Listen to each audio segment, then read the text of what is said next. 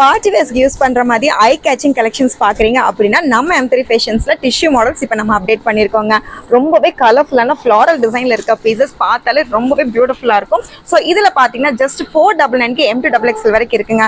So இந்த மாதிரி long straight cut kurtis அப்படின்னு பார்க்கும்போது வித் லைனிங்கோட நம்ம கொடுத்துட்டு இருக்கோம்.